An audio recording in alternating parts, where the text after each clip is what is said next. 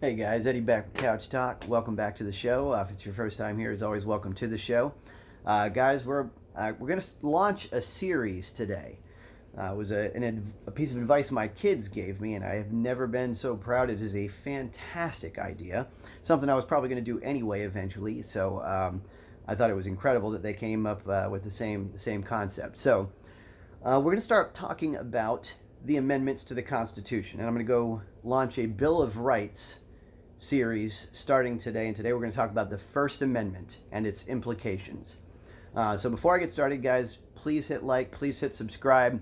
That's going to be really good stuff. We're going to talk about the amendments. We're going to talk about some of their implications, some of their practical application, and some places where they've been abused in the past, and how we need to address it going forward. So let's get started. I'm going to read it right out to you. First Amendment. Congress shall make no law respecting an establishment of religion, nor prohibiting the free exercise thereof, or abridging the freedom of speech, or of the press, or the right of the people to peaceably assemble and to petition.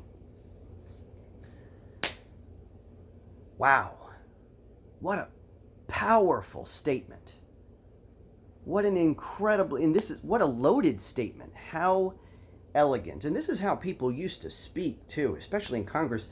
Such incredible mastery of the English language, how that they could pack so much power into one article. And gives me chills just thinking about it. So let's talk about it.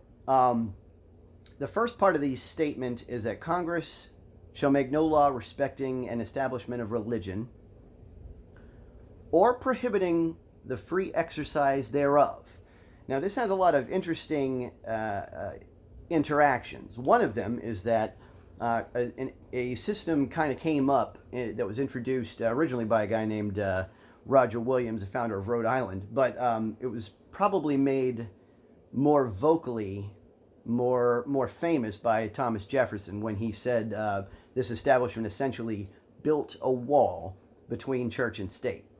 Now, a lot of people now interpret that separation of church and state to mean a little bit different something than it actually means. It's important to note that this wall that they built between church and state is actually a wall protecting church from state.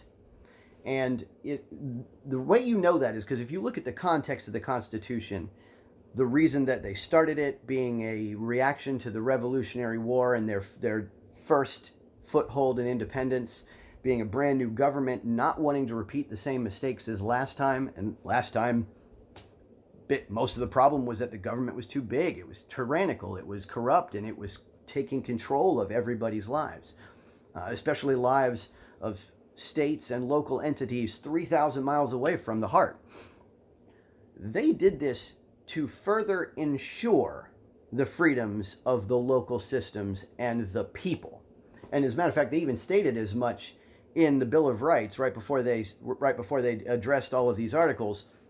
They say they wrote these amendments specifically to further ensure the people that they wouldn't have to worry about the government taking control in these areas.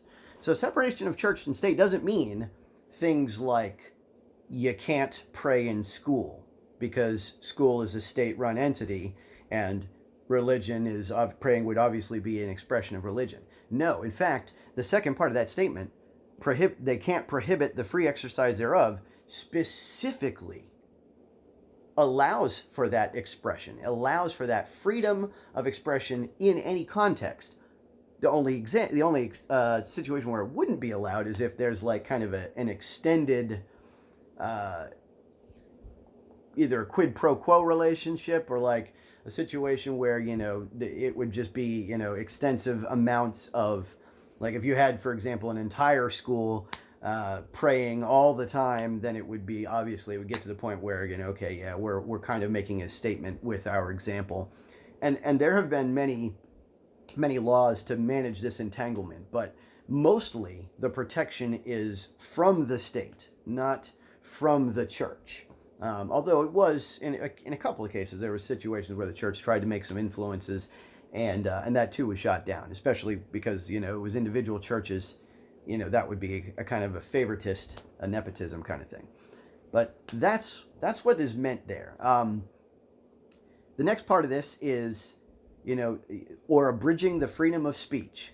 Man, so important to have free speech in any system of government that houses a democracy. Any system of government that houses any kind of elections, any kind of system of government where the people are intended to maintain the power. That's the whole point of the Constitution. That's the whole point of the Revolutionary War. That's the whole point, is to keep the people in control of the government, because it's government of the people, by the people, for the people. It's not ruled top down, it's ruled bottom up. And we really need to recover that in our society. Freedom of speech has been under assault. And if you saw my other video, you saw Elon Musk took over Twitter, thank God. And this is why, thank God. And this is why it was unlawful for that censorship to have taken place in Twitter. If you guys heard anything about the shadow bans that were happening, the government was literally in league with big tech, and still are. Twitter's just that one exception, that one glimmer of hope. Government is absolutely in league with big tech to essentially censor Republicans or censor conservatives.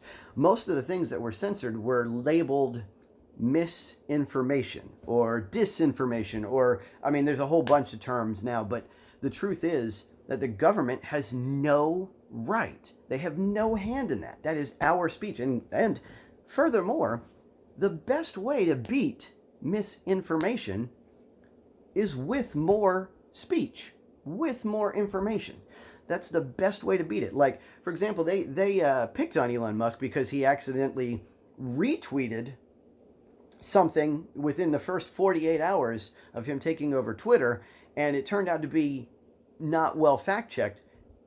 And that's how we got rid of that. He took the statement down in moments because a couple of people fact-checked some things, all the truth came out, and more speech was able to tackle that misinformation far better than just trying to stifle it in one situation. And understand this too.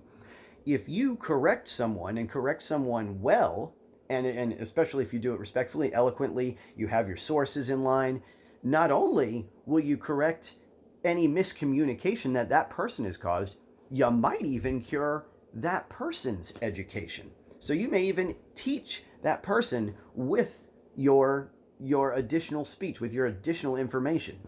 So you actually have a better chance of converting like twice the number of people, essentially. Not only will you possibly cure the people who would have otherwise been the recipient of the bad information, you also can cure the sender of the bad information, possibly. Some people are hard-headed, they can't let things go, but that is how you beat misinformation, is with just more speech. They can't abridge the freedom of the press. And guys, I got to say, both sides are absolutely guilty here. You see this all the time, where if you turn to CNN, MSNBC, NPR, one of those, they are verbatim handing out the talking points of the Democrat Party. Verbatim. Now, I just refuse to believe that these news outlets are doing it out of the goodness of their heart, because they just love Democrats so much that they want to say exactly what the Democrats want them to say.